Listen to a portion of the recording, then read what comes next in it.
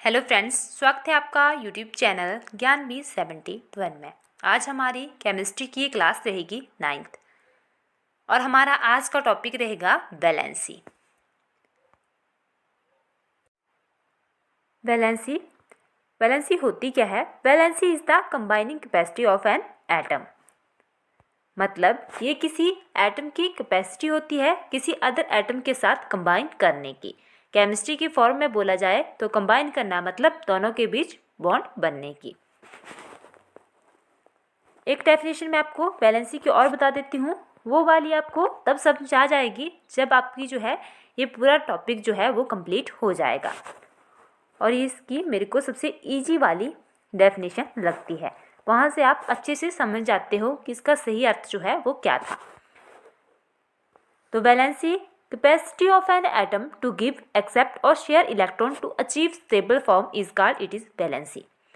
मतलब ये किसी एटम की कैपेसिटी होती है इलेक्ट्रॉन को देना, उनको एक्सेप्ट करना, शेयर करना, मतलब टोटली यही, ताकि वह अपनी जो है वो स्टेबल फॉर्म अचीव कर सके। तो वो होती है वैलेंसी। जब आपका ये टॉपिक ख़त्म हो जाएगा तब आपको अच्छे से पता लग जाएगा कि इसका मतलब क्या था। ठीक है, सबसे पहले अब हम बात करेंगे एटम की, तभी जो है आपको पता लग जाएगा कि हम कैसे वैलेंसी को चेक करते हैं। तो आप देख सकते हो ये है एटम के स्ट्रक्चर। एटम में 3 प्रकार के पार्टिकल जो हैं वो पाए जाते हैं। उनमें से एक होता है प्रोटॉन, एक होता है न्यूट्रॉन, जो इन्होंने लिखे हैं ये देखिए, प्रोटॉन, न्यूट्रॉन और इलेक्ट्रॉन। ये जो प्रोटॉन होता है ये पॉजिटिवली चार्ज होता है, ठीक है, इस पर पॉजिटिव चार्ज होता है। इलेक्ट्रॉन पे जो है वो नेगेटिव चार्ज होता है। और ये जो न्यूट्रॉन है इस पर कोई चार्ज नहीं होता है, नो चार्ज। उसके बाद अब देखिए ऐसे है स्ट्रक्चर, तो बीच में क्या है, इसके न्यूक्लियस है। न्यूक्लियस जो है हमेशा याद रखना ये सेंटर में होता है, ये है इसका न्यूक्लियस। स्ट्रक्चर पे देख लीजिए, ये है न्यूक्लियस दिया हुआ है इन्होंने। इस न्यूक्लियस के बीच में जो है ये न्यूक्लियस, इसी के बीच क्या होते हैं, इसी के बीच प्रोटॉन होते हैं और इसी के बीच जो है वो न्यूट्रॉन होते हैं।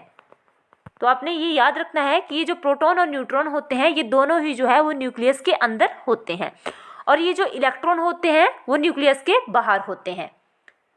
तो आप, अब मैंने आपको अलग से बता दिया। अब इस स्ट्रक्चर में देखें आप, तो ये जो है ये है न्यूक्लियस, इसमें क्या है, प्रोटॉन भी है और न्यूट्रॉन भी, ये सेंटर में है इसके, और ये जो इलेक्ट्रॉन है ये साइड में रहेंगे। और आपको बता दिया गया है कि इलेक्ट्रॉन पे नेगेटिव चार्ज होता है, प्रोटॉन पे पॉजिटिव चार्ज होता है और न्यूट्रॉन पे जो है वो कोई भी चार्ज नहीं होता है। तो अभी मैंने आपको बताया कि प्रोटॉन और न्यूट्रॉन जो है वो इस न्यूक्लियस में होते हैं। Electron in an atom are arranged in different shells orbits. तो और जो इलेक्ट्रॉन होते हैं वो डिफरेंट शेल्स, या आप इनको ऑर्बिट्स बोल सकते हो, उनमें अरेंज्ड होते हैं। पीछे आपको जब आपने देखा होगा मैंने वहाँ पर बताया था कि इलेक्ट्रॉन जो है वो इसके बाहर होते हैं न्यूक्लियस के। सबसे पहले हम बात करेंगे ये सबसे अंदर वाली शेल की, इसे बोला जाता है के शेल, जिसके लिए n की वैल्यू होती है 1। सेकंड सेल रहेगी उससे बाहर वाली, इसे रिप्रेजेंट किया जाता है, द ऑर्बिट्स और shell are represented by L। ये सेल जो है वो L से रिप्रेजेंट की जाती है, या n की वैल्यू 2 से। इससे बाहर वाली शेल ये M शेल के नाम से जानी जाती है, n की वैल्यू 3 रहेगी। लास्ट वाली शेल जो है वो N शेल है, जिसके लिए n की वैल्यू 4 है, या इनको आप नंबर ऐसे भी बोल सकते हो कि नंबर जो है इसके लिए 4 है। तो अब जो आपको ये समझ आ चुका होगा इलेक्ट्रॉन इसमें कैसे पाए जाते हैं। सबसे अंदर वाली शेल जो होती है ये वाली के शेल, इसमें सिर्फ और सिर्फ 2 ही इलेक्ट्रॉन पाए जाएंगे। उससे बाहर वाली है उसमें पाए जाएंगे 8 एल शेल के लिए, एम शेल में पाए जाएंगे 18, और लास्ट वाली सेल जो है इसमें पाए जाएंगे 32। मैं आपको एनसीईआरटी की बुक पे एक फार्मूला दिया हुआ है उसे बता देती हूँ। इलेक्ट्रॉन जो है डिफरेंट शेल में कैसे डिस्ट्रीब्यूट किए जाते हैं उसके लिए फार्मूला रहेगा हमारे पास 2n²। सबसे पहले हम इस फार्मूले को लगाते हैं फर्स्ट सेल के लिए। तो फर्स्ट सेल के लिए अभी आपको बताया गया है कि n की वैल्यू कितनी है, स्क्वायर करते हैं तो कितना आएगा 2, क्योंकि 2 1 का स्क्वायर, अगर 1 का हम स्क्वायर करें, क्यूब करें, जो मर्जी कर लें, उसके जो है वो वैल्यू वही रहेगी। तो इसका स्क्वायर किया तो कितना आया 1, तो 2 × 1 2 ही बनेगा। ठीक है, नेक्स्ट सेल की बात करते हैं एल सेल के लिए। इसकी n की वैल्यू कितनी है, वो है 2। अब फार्मूले में भरेंगे 2n², तो 2 का क्या करेंगे स्क्वायर, तो कितना आया 2 × 2 का स्क्वायर 4, तो कितना आया 4 × 2 8। नेक्स्ट की बात करते हैं थर्ड सेल की। यहाँ पे दिए हुए है n की वैल्यू, फार्मूला है 2n², तो n की वैल्यू कितनी दी है 3 का स्क्वायर, तो कितना आया 2 × ये कितना आया 9, 3 का स्क्वायर कितना होता है 9, तो 2 × 9 कितना हुआ 18। तब थर्ड सेल में कितने आए 18। पीछे मैंने आपको बता दिया था कि फर्स्ट सेल में आएंगे 2, सेकंड में आएंगे, एल वाली शेल जो है सेकंड है, इसमें कितने आएंगे, इसमें आएंगे 8। उससे बाहर वाली शेल जो होगी उसमें आएंगे 18, और उससे लास्ट वाली जो शेल होगी उसमें आएंगे 32। वैसे ही तो कितना है 4, तो कितना आया 4 का स्क्वायर 16, 2 × 16 कितना आया 32। तो आपने देखा पीछे कि कैसे जो है वो शेल्स में इलेक्ट्रॉनों को डिस्ट्रीब्यूट किया जाता है।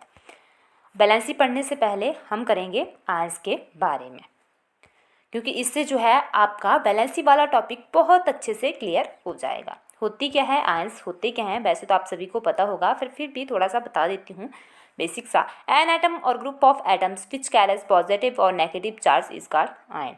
मतलब एटम और ग्रुप ऑफ एटम जो कि कैरी करता है या तो पॉजिटिव चार्ज या तो नेगेटिव चार्ज, उसे बोला जाता है आयन। अगर किसी एटम या ग्रुप ऑफ एटम के पास पॉजिटिव चार्ज होगा या नेगेटिव चार्ज होगा तो उसे एटम को आयन बोल दिया जाता है। अगर एटम के पास जो है वो पॉजिटिव चार्ज होगा, तो अगर पॉजिटिव चार्ज होगा तो उसे बोला जाता है कैटायन। इस केस में क्या होता है, इलेक्ट्रॉन लॉस हो जाता है, लॉस ऑफ इलेक्ट्रॉन, मतलब इलेक्ट्रॉनों को लूज कर देता है, दे देता है। और अगर एटम के पास, एटम के ऊपर नेगेटिव चार्ज होगा तो उसे बोला जाता है एनायन। इस केस में इलेक्ट्रॉन गेन होते हैं, मतलब वो इलेक्ट्रॉनों को प्राप्त करता है इस केस में। अब आप सोच रहे होंगे कि क्यों जो है एक एटम या तो इलेक्ट्रॉन दे देता है या किसी से इलेक्ट्रॉन ले लेता है, मतलब क्यों वो इलेक्ट्रॉन लूज करता है और क्यों वो इलेक्ट्रॉन गेन करता है। तो ये जो पूरा ही कंसेप्ट है ये डिपेंड करता है स्टेबिलिटी पे ऊपर, क्योंकि हर कोई जो है वो स्टेबल होना चाहता है। तो हमारा एटम भी ऐसा ही चाहता है कि मैं भी स्टेबल फॉर्म में ही रहूं। किसी भी एटम में जितने नंबर ऑफ प्रोटॉन होते हैं उतने ही नंबर ऑफ इलेक्ट्रॉन होते हैं। जितने किसी एटम में प्रोटॉन होंगे उतने ही नंबर ऑफ इलेक्ट्रॉन होंगे। समझते हैं हम सोडियम से। सोडियम का जो है एटॉमिक नंबर है 11, तो ये डिपेंड करता है एटॉमिक नंबर प्रोटॉन्स के ऊपर।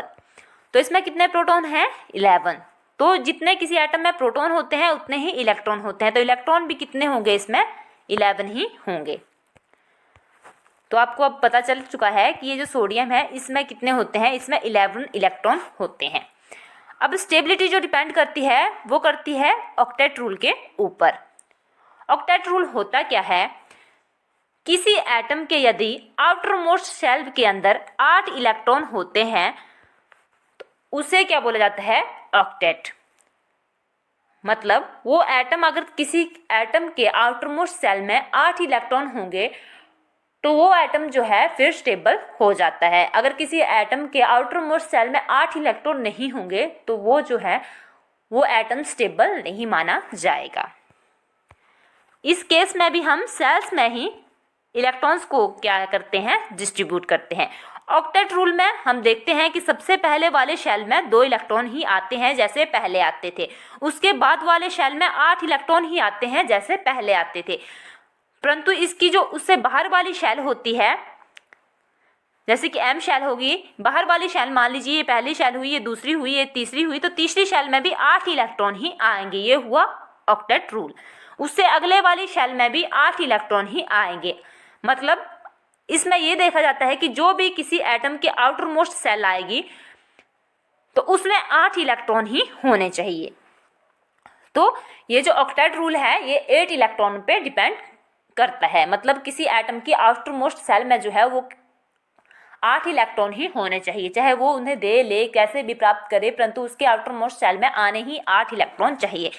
देखिए जैसे पहली शेल में 2 आए, अगली में शेल आए 2 आए अगली शेल में, और उसके बाद 8 आए, और उसके बाद क्या आए 8 आए। तो आपको पता है कि केमिस्ट्री में बहुत सारी एक्सेप्शन होती हैं, तो मैंने आपको शेल्स इसलिए बता दी थी पहले, क्योंकि हो जाता है कई बार आपसे क्वेश्चन पूछ लिया जाए कि सेल्स में कैसे जो है वो इलेक्ट्रॉन डिस्ट्रीब्यूट किए जाते हैं, और फिर आप बोलो कि हम पेपर में गलत करके आ गए, आपने ऐसे नहीं ऐसा बताया था। तो वो मैंने पहले बताया था आपको कि शेल्स में इलेक्ट्रॉन भरे जाते हैं 2, 8, 18, 32, परंतु ये यहाँ पे हम स्टेबिलिटी के लिए ऑक्टेट रूल को फॉलो करते हैं। ऑक्टेट रूल के अनुसार पहली शेल में 2 इलेक्ट्रॉन आते हैं, उससे अगली वाली शेल में 8 आते हैं, उससे अगली शेल में भी 8 आते हैं, और उससे अगली शेल में भी 8 आते हैं। इसमें जो है एक शेल के बाद सिर्फ पहली शेल में 2 आएंगे, अगली वाली शेल्स में 8 इलेक्ट्रॉन ही आते हैं, तभी ये ऑक्टेट रूल हुआ। क्योंकि आपको पता है किसी के लिए ये 2 शेल्स ही आएंगी किसी एटम के लिए, किसी के लिए ये अगली भी आ जाएगी, जैसे जैसे उनका एटॉमिक नंबर होता है किसी एलिमेंट का, उससे अगले वाली के लिए अगली शेल आ जाएगी। तो फिर आउटर मोस्ट सेल उसकी वही हुई जो उसके सबसे बाहर आएगी, और सबसे बाहर वाली शेल में 8 इलेक्ट्रॉन होने चाहिए। ये होता है ऑक्टेट रूल। पूरी बैलेंसी हमारी ऑक्टेट रूल पे ही डिपेंड करती है। तो एक बार फिर से बता रही हूँ, ऑक्टेट रूल का मतलब है इसके अनुसार जो है, जैसे हमारे पास ये 4 शेल्स है, तो पहली शेल में 2 भरे जाएंगे, उससे अगली वाली शेल में 8 भरे जाएंगे, उससे अगली में भी 8 ही भरे जाएंगे, और उससे अगली में भी 8 ही भरे जाएंगे। इसका मतलब जो इसके आउटर मोस्ट सेल जो भी आएगी, आउटर मोस्ट सेल जिस प्रकार से आपके पास इलेक्ट्रॉन होंगे, जो भी आउटर मोस्ट सेल आएगी उसमें 8 ही इलेक्ट्रॉन जो है वो आने चाहिए। अगर 8 इलेक्ट्रॉन होंगे तभी किसी एटम का ऑक्टेट जो है वो कंप्लीट होगा। ऑक्टेट मतलब 8 इलेक्ट्रॉन होंगे उसमें, तभी जो है वो स्टेबल फॉर्म अचीव करेगा। तो आज जब से मैंने आयन स्टार्ट करा है और आगे बैलेंसी जो आएगी उसमें हम ऑक्टेट रूल को ही फॉलो करेंगे। उसके अनुसार हम जो है वो पहली शेल में 2 भरेंगे, उसके बाद 8 भरेंगे, उसके बाद चाहे कितनी भी शेल्स हो, तीसरी शेल हो, चौथी हो, उसमें हम 8 ही इलेक्ट्रॉन लेके चलेंगे।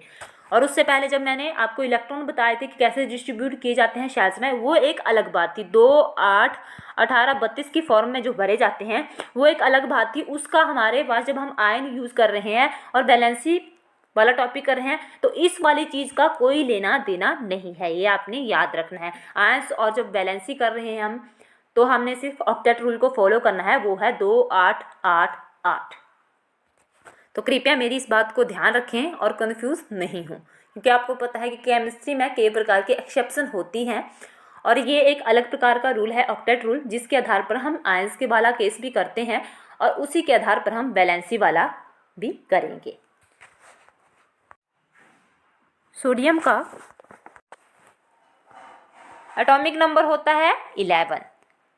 ये बनता है प्रोटॉन से। इन एन एटम मैंने पहले आपको बताया हुआ है कि जितने प्रोटॉन होते हैं उतने ही नंबर ऑफ इलेक्ट्रॉन होते हैं, तब ये स्टेबल हो जाता है बराबर संख्या से। अगर हम आयन फॉर्म में देखें तो इसके ऊपर जो है हमेशा पॉजिटिव चार्ज होता है। वो क्यों होता है? जब हम इसको सेल्स में भरते हैं इलेक्ट्रॉन्स को, हमें पता है कि इसमें जो है पीछे मैंने आपको बताया कि 11 इलेक्ट्रॉन है। जब हम शेल्स में भरेंगे तो पहली शेल में आएंगे 2, अगली में आएंगे 8 और लास्ट में बचेगा 1। ऑक्टेट रूल के अनुसार क्या होता है कि जो आउटर मोस्ट सेल्स होती है उसमें 8 इलेक्ट्रॉन होने चाहिए। चाहे आपको इलेक्ट्रॉन दे के चाहे ले के कैसे भी आए, बस आपको अपना ऑक्टेट कंप्लीट करना है, तभी जो है वो एटम स्टेबल फॉर्म में रहेगा। तो इसके लिए जो है अब इसकी लास्ट शेल में जो है 1 इलेक्ट्रॉन है, तो ये 7 इलेक्ट्रॉन या तो किसी से ले या किसी को अपना 1 इलेक्ट्रॉन दे दे। अगर इसको 7 इलेक्ट्रॉन लेने होंगे तब तो इसको बहुत ज़्यादा एनर्जी चाहिए, और सोडियम के बस की बात नहीं है ये कि किसी से 7 इलेक्ट्रॉन ले ले, क्योंकि इतनी एनर्जी ये भी कहाँ से लगाएगा, क्योंकि 7 इलेक्ट्रॉन लेने के लिए बहुत ज़्यादा एनर्जी चाहिए होती है। इससे अच्छा सोडियम सोचता है कि ऐसा करता हूँ अपना 1 ही किसी को दे देता हूँ। जब अपना अगर 7 लेता तब इसके इस सेल में 8 बनने थे, तब इसके आउटर मोस्ट सेल भरनी थी। इससे अच्छा ये क्या करता है, अपना 7 1 दे ही देता है, और फिर आपके पास जो है इसके अंदर वाली शेल में 8 इलेक्ट्रॉन बच जाते हैं, जिससे कि अपना ये आउटर मोस्ट सेल में ऑक्टेट जो है वो कंप्लीट कर लेता है। ये देखिए ऐसे ऐसे ऐसे, यहाँ था 1, तो ये क्या करता है चुपचाप अपना 1 दे देता है। फिर आप इसकी ये जो शेल है ये खत्म ही हो जाती है, और इसकी आउटर मोस्ट सेल जो है ये बचती है जिसमें कि 8 इलेक्ट्रॉन है, और ये जो है सोडियम अपना ऑक्टेट जो है कंप्लीट कर लेता है। तब जो है अगर ये दे देता है तब इस पे पॉजिटिव चार्ज आ जाता है, अगर ये किसी से लेता तब इस पे जो है नेगेटिव चार्ज आना था। तो ये जो इसने एक दिया इसे हम वैलेंसी के रूप में काउंट करते हैं। बस साथ में ही आगे वैलेंसी करवा रही हूँ मैं अब आपको, इसके आगे तो आपको पता लग जाएगा। बात कर लेते हैं क्लोरीन की इनाइन फॉर्म। इस पे होता है नेगेटिव चार्ज, तो आपको पता है इसका एटॉमिक नंबर होता है 17। ठीक है, इसको भरते हैं हम शेल में। 2 8 2 10 7 17 हो गए इसके 17 पूरे। अब इसकी लास्ट शेल में जो है वो 7 इलेक्ट्रॉन है, तो इसको अपना ऑक्टेट कंप्लीट करने के लिए 1 इलेक्ट्रॉन चाहिए। या तो ये किसी को साथ दे तभी आपकी इसकी पूरी ये शेल खत्म हो जाएगी, तब ये वाली शेल इसकी जो है वो बैलेंस शेल बचेगी। तो ये सोचता है कि मुझे सिर्फ एक की जरूरत चाहिए, 1 इलेक्ट्रॉन की जरूरत है इसे, तो ये किसी और एटम से सिर्फ 1 इलेक्ट्रॉन ले लेता है और इस वाली शेल में इसके जो है वो फिर 8 इलेक्ट्रॉन जो है वो पूरे हो जाते हैं और ये अपना ऑक्टेट जो है वो कंप्लीट कर लेता है किसी और से 1 इलेक्ट्रॉन लेके। तब जो है इसकी ये वाली शेल जो है वो फिर आउटर मोस्ट शेल बन जाती है, क्योंकि इसमें पहले 7 थे, फिर अब इसने किसी और से ले लिया क्योंकि इसके लिए आसान है 1 इलेक्ट्रॉन लेना। पिछले वाले मैंने केस में आपको बताया कि सोडियम के लिए मुश्किल है 7 इलेक्ट्रॉन किसी से लेना, तो अपना 1 दे देता है। क्लोरीन के पास अपने आउटर मोस्ट शेल में पहले ही 7 है, तो उससे बेटर है कि इसके पास ये एक सेल नहीं 1 इलेक्ट्रॉन जो है वो किसी एटम से इजीली ले सकता है, तो इसने क्या करा 1 इलेक्ट्रॉन ले लिया और इसे जो है अपना ऑक्टेट कंप्लीट कर लिया। तब जो है क्लोरीन 1 लेता है तो इसके ऊपर क्या चार्ज आता है, तब इसके ऊपर जो है वो नेगेटिव चार्ज आ जाता है। लेता कितना है 1, तो ये भी क्या हुई इसकी वैलेंसी। अब बताती हूँ मैं आपको वैलेंसी। अब हम अपने मेन टॉपिक की बात करेंगे जो कि है वैलेंसी।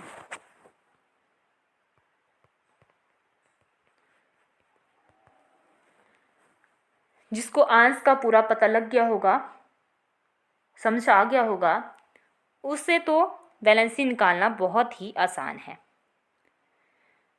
मैंने शुरू में एक डेफिनेशन बताई थी कि capacity of an atom to give accept और share electron to achieve stable form is called valency. तो इसमें होता क्या है, वैलेंसी में कोई एटम जो है या तो अपने इलेक्ट्रॉन को देता है, लेता है, मतलब शेयर करता है दूसरे एटम के साथ अपने ऑक्टेट को कंप्लीट करने के लिए, उसे को क्या बोला जाता है वैलेंसी, क्योंकि तभी जो है वो अपना स्टेबल फॉर्म जो है वो अचीव कर लेता है। जैसे मैं बात कर रही थी पीछे भी की, यहाँ फिर से कर रही हूँ सोडियम की। इसका एटॉमिक नंबर है 11। इसके जब हम बैलेंस शेल्स में भरते हैं ऑक्टेट रूल के अनुसार, तो पहली शेल में आते हैं 2, अगली में आते हैं 8 और उसके अगली में आता है 1।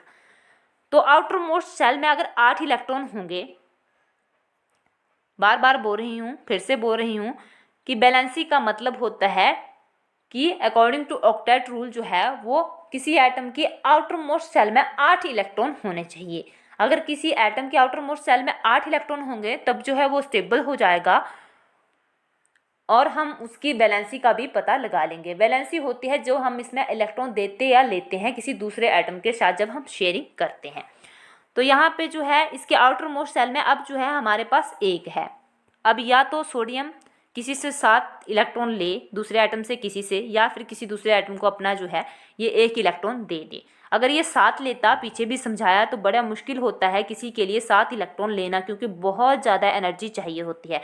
तो सोडियम बोलता है छोड़ो, मैं नहीं लेता इतने ज़्यादा, मैं भी कैसे इतनी एनर्जी कहाँ से लाऊंगा इन सभी को लेने के लिए, इससे बेटर है 1 ही दे देता हूँ। तो अपना जो है ये 1 जो है ये दूसरे एटम को दे देता है। फिर इसके आउटर मोस्ट सेल में जब ये वाला 1 चला जाता है तो इसकी आउटर मोस्ट सेल में जो है 8 ही इलेक्ट्रॉन बचते हैं और ये अपना स्टेबल फॉर्म को अचीव कर लेता है, मतलब इसका ऑक्टेट जो है वो पूरा हो जाता है इसके 8 इलेक्ट्रॉन 1 को दे के। जो हमने ये इसका 1 इलेक्ट्रॉन दिया इसको बोलते हैं हम वैलेंसी। तो सोडियम की वैलेंसी कितनी हुई 1। आयंस के केस में ही आपको मैंने बता दिया था कि इसके ऊपर पॉजिटिव चार्ज आ जाता है, वो आयंस का केस था, क्योंकि इसके ऊपर पॉजिटिव चार्ज आया। तो क्यों आया, क्योंकि इसने अपना दे दिया। दिया क्या, 1 दिया, उस 1 को क्या बोला जाता है वैलेंसी। क्योंकि हमने जो है ये जो इस पूरे सोडियम को बैलेंस करने के लिए, आप ऐसे समझ लो कि सोडियम को स्टेबल करने के लिए, बैलेंस करने के लिए जो दिया लिया उसे ही हम क्या बोलते हैं वैलेंसी। तो सोडियम को हम जब हमने इसे जो है वो स्टेबल फॉर्म में रखना था, इसे स्टेबल करना था, तो हमने क्या करा 1 दे दिया, उस 1 को बोला जाता है वैलेंसी। तो सोडियम की वैलेंसी कितनी हुई 1। अब नेक्स्ट जो बात करेंगे वो करते हैं मैग्नीशियम की इसका एटॉमिक नंबर होता है 12। अब कैसे भरेंगे हम इसको, पहले में आगे 2, अगले में आगे 8, उससे अगले में कितने चाहे 8 तो 10 2 12। अब ऑक्टेट रूल की डेफिनेशन ही ये है कि उसके आउटर मोस्ट सेल में जो अगर 8 इलेक्ट्रॉन आ जाए किसी एटम की तो अपने ऑक्टेट को जो है वो पूरा कर लेता है। तो इसको क्या चाहिए, इसको चाहिए अब 6 इलेक्ट्रॉन। तो या तो मैग्नीशियम किसी अन्य एटम से 6 इलेक्ट्रॉन ले या अपने किसी को 2 दे दे। अगर 2 दे देता है तब जो है इसकी ये शेल खाली हो जाएगी और जो इसकी एटमोस्ट सेल बचेगी वो ये वाली बचेगी। फिर तो ये इसमें 8 इलेक्ट्रॉन है ही है, तो ये ऑक्टेट अपना कंप्लीट कर लेगा।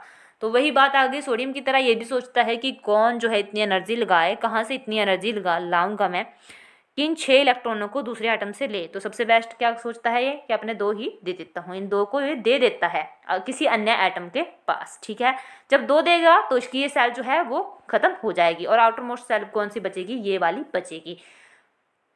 तो जब ये आउटर मोस्ट सेल में इसकी 8 इलेक्ट्रॉन जो है वो पूरे हो जाएंगे। इस केस में हमने कितने इलेक्ट्रॉन दिए, इस केस में हमने जो है अपने 2 इलेक्ट्रॉन दे दिए। मतलब बैलेंसी का मतलब जो दिया लिया वही उसकी बैलेंसी होती है। तो बैलेंस करने के लिए हमने कितने दिए, 2 दे दिए। तो ये फिर क्या है, मैग्नीशियम जो है वो बैलेंस हो जाता है। ये हुई इसकी बैलेंसी। एक और कोई और 2 बता देती हूँ मैं आपको, फिर आप अच्छे से कर लोगे। अब एक और बात कर लेते हैं हम, वो करते हैं सल्फर की। सल्फर का एटॉमिक नंबर होता है 16, मतलब इलेक्ट्रॉन होंगे इसमें 16। सेल में भरते हैं हम इनको, जब सेल्स में एटॉमिक नंबर याद कर लेने हैं। ये आपको मैं फिर से बोल रही हूँ क्योंकि टैट में जो है ये क्वेश्चन आते हैं। तो बैलेंस सेल में अगर भरूंगी मैं, सबसे पहले आएंगे 2, क्योंकि पहले सेल में 2 ही आते हैं। उसके बाद बैलेंसी के केस में सिर्फ 8 ही आते हैं, अगली सेल्स में 8 ही आएंगे। आउटर मोस्ट सेल जो बचेगी, मतलब जितनी भी अगली सेल होती हैं उसमें 8 ही आते हैं। तो इसमें कितने आ जाएंगे, 8 8 2 10, बच गए 6। अब ये आउटर मोस्ट सेल में कितने हैं इसके, 6 इलेक्ट्रॉन। अब इसके लिए क्या इजी है, इसको अपने 8 पूरे करने हैं, इसको मतलब अपना ऑक्टेट पूरा करना है। तो सल्फर को आसानी होगी 2 इलेक्ट्रॉन लेने में, क्योंकि 6 देने से इसका कोई फ़ायदा नहीं होगा। अगर अपने 6 इलेक्ट्रॉन किसी को दे देगा तो उससे तो बेटर है ये 2 ले। तो ये क्या करेगा, कोई अन्य आइटम होगा उससे जो है वो 2 इलेक्ट्रॉन ले लेगा, क्योंकि इसके लिए इजी है, 2 इलेक्ट्रॉन ले सकता है ये। तो जब ये 2 इलेक्ट्रॉन लेगा किसी से तो इसकी इस आउटर मोस्ट सेल में फिर 8 इलेक्ट्रॉन पूरे हो जाएंगे, मतलब ये अपना ऑक्टेट जो है वो कंप्लीट कर लेगा। जब ये अपना ऑक्टेट कंप्लीट कर लेगा तो ये स्टेबल हो जाएगा। तो इस केस में क्या दिया लिया, इसने लिए 2। तो सल्फर की बैलेंसी क्या हुई, ये हुई 2। मतलब बैलेंसी मतलब जो दिया लिया वही बैलेंसी होती है। जो दिया या लिया या शेयर हुआ, मतलब यही एक बात, दिया लिया मतलब शेयर किया, वही हुई उसकी बैलेंसी। अब क्लोरीन का पहले भी बताया, फिर से बता देती हूँ। क्लोरीन का है 17, ठीक है। अब सेल्स में भरेंगे इसको तो ये आएगा 2 8 8 2 10 7 17। अब इसके लिए इजी क्या है, इसके लिए इजी है 1 इलेक्ट्रॉन लेना, ना कि अपने 7 इलेक्ट्रॉन देना। तो ये 1 इलेक्ट्रॉन ले लेगा। तो जब इसने 1 इलेक्ट्रॉन ले लिया तो यहाँ पे 8 बन गए, तो आउटर मोस्ट सेल में 8 हो गए। तो मतलब जो दिया लिया वही हुई बैलेंसी। तो क्या दिया लिया इसने, यहाँ पे लिया, दिया नहीं इसने लिया। तो ये जो लिया इसने उसको बोला जाएगा बैलेंसी। अगर दिया होता तब भी वो बैलेंसी ही, बोलने का मतलब है जो शेयर हुआ वही उसकी बैलेंसी हुई। अब लास्ट एक और कर लेते हैं, वो है आर्गन। इसका होता है 18। अब शेल्स में फिर से भरते हैं, एटॉमिक नंबर है इसका 18, मतलब इलेक्ट्रॉन कितने हुए इसमें 18। 2 8 2 10 8 18। अब इसने अपना आउटरमोस्ट सेल में जो है इसका 8 वाला इलेक्ट्रॉन जो है वो पूरे ही है, इसका ऑक्टेट जो है वो पूरा ही है। ना ये किसी से कुछ लेगा अन्य आइटम से, ना ही देगा। तो इसकी बैलेंसी कितनी हुई, 0। मतलब लिया दिया कुछ नहीं है इसमें, जो है वो 0 है। ना इसने कुछ लिया ना दिया, तो इसकी बैलेंसी क्या हो गई, 0 हो गई। तो आपको शायद इस दिए लिए से बहुत अच्छी तरह से समझ आ गया होगा कि कैसे जो है हम बैलेंसी निकालते हैं। अगर आयंस को आपने अच्छे से कर लिए होंगे तो मैंने वहाँ पे भी बोला था, तो आप आसानी से निकाल लोगे कि जो हमने किसी को जैसे स्टेबिलिटी गेन करने के लिए जो दे दिया या फिर ले लिया, मतलब शेयर किया, उसे क्या बोला जाता है, बैलेंसी। तो मुझे लगता है आपको ये बैलेंसी अच्छे से समझ आ गई होगी। वीडियो अच्छी लगे तो वीडियो को लाइक करना, शेयर करना और चैनल को सब्सक्राइब करना ना भूलना।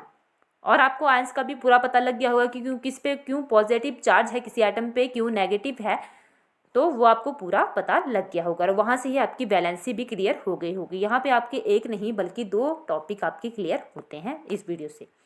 तो वीडियो अच्छी लगे तो ज़रूर कमेंट करके बताएं कि हमें जो है वो समझ आया कि नहीं, क्योंकि इससे जो है अगर आपको समझ आया जाएगा तो मैंने भी इस वीडियो को बनाने में काफ़ी टाइम लगाया था, क्योंकि बार बार मैं सोच रही हूँ कि कैसे कैसे कैसे किसी को मैं अच्छे से समझा पाऊँ इस वीडियो को। तब जो मैंने इसको बार बार के सोच के बताया कि पहले मैं क्या करूँ, आयंस को बताऊँगी या क्या करूँ कि इनको अच्छे से समझ आ जाए, तो फिर मैंने भी बड़ा टाइम लगाया है इस वीडियो को बनाने के लिए। तो आपने ज़रूर बताना कि आपको ये वीडियो कैसी लगी है, क्योंकि अच्छी लगेगी तो हमें भी एक मोटिवेशन जैसा मिल जाता है कि हाँ हमने इतना टाइम लगाया है, अपना इतना टाइम दिया है, तो किसी को जो है उसके अच्छे से समझ आ रहा होगा। तो वीडियो अच्छी लगे तो ज़रूर लाइक करें और चैनल को ज़रूर सब्सक्राइब करें। धन्यवाद।